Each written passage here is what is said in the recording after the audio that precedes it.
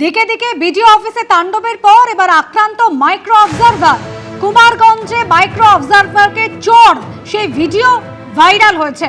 কুমারগঞ্জে micro observer, তাকে চোর মারা হলো।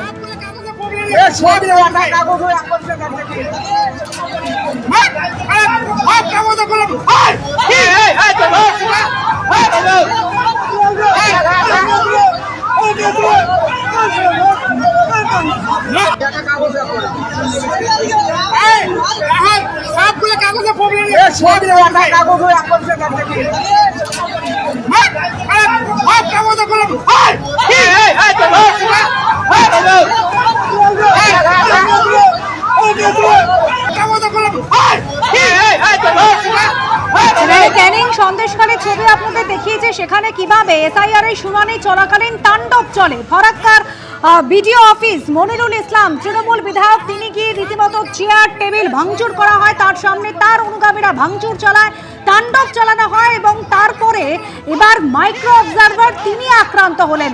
যেভাবে এসআইআর এর শুনানি চলাকালীন দিকে দিকে হয়রানির অভিযোগ করছেন ভোটাররা, তারপর বিভিন্ন জায়গা থেকে অশান্তির খবর কিন্তু সামনে আসছিল, আর এবার আক্রান্ত হলেন খোদ মাইক্রো অবজারভার। আমাদের প্রতিনিধি শরৎ ঝা রয়েছেন আমাদের সঙ্গে টেলিফোন লাইনে। শরৎ, কিভাবে এই পরিস্থিতি তৈরি হলো যেখানে একজন মাইক্রো অবজারভার তিনি আক্রান্ত হলেন?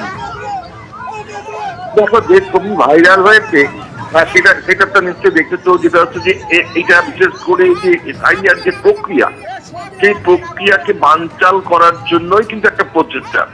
গতকালকে দুপুরবেলার দিকে যখন এই এসআইআর প্রক্রিয়া চলছিল, শুনানি চলছে, প্রচুর মানুষ শুনানিতে হাজির হয়েছে, সেই সময় মাইক্রো অবজারভার এসছিলেন যে কাজকর্ম ঠিকঠাক হচ্ছে কিনা দেখার জন্য, এবং সেইখানে এই ভিড়ের মধ্য থেকে কয়েকজন তাকে চড় থাপ্পড় মারেন।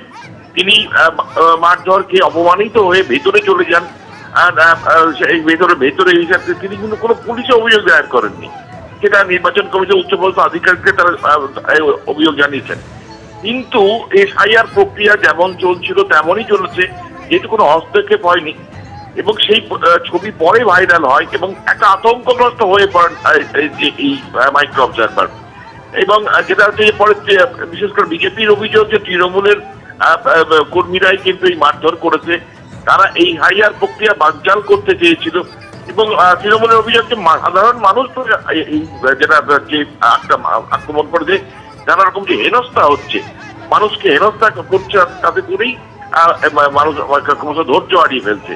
কিন্তু মূল বিষয়টা হচ্ছে এইটা কিন্তু একটা এই প্রক্রিয়া, এসআইআর প্রক্রিয়ায় যে কন্টিনিউয়াস একটা প্রক্রিয়া, সেই প্রক্রিয়ায় একটা গন্ডগোল করতে চেয়েছিল, যার জন্য যেহেতু তিনি হস্তক্ষেপ করেননি, এখানে কিন্তু পুলিশ সিকিউরিটিও ছিল কিছু, এবং প্রত্যেকেই নীরব দর্শক ছিলেন, কিন্তু তিনি আক্রান্ত হয়েও চুপ করে দেখে পুরো প্রক্রিয়া চলতে দিয়েছেন বলেই কালকে কিন্তু হয়েছে। তারপরে এটা খুবই ভাইরাল হয়েছে। এখনো পর্যন্ত সুমোটেও কিন্তু অভিযোগ করে পুলিশ মামলা করেনি, এটাই অত্যন্ত আশ্চর্যের। তবে দিকে দিকে একটা চক্রান্ত হচ্ছে, ষড়যন্ত্র হচ্ছে, যাতে প্রক্রিয়া মাঝপথে বানচাল করে দেওয়া যায়।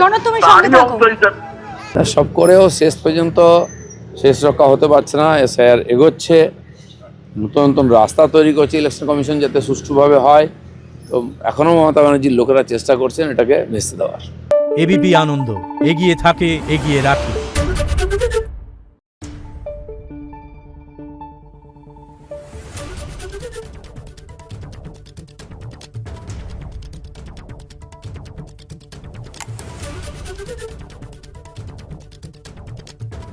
Thank you.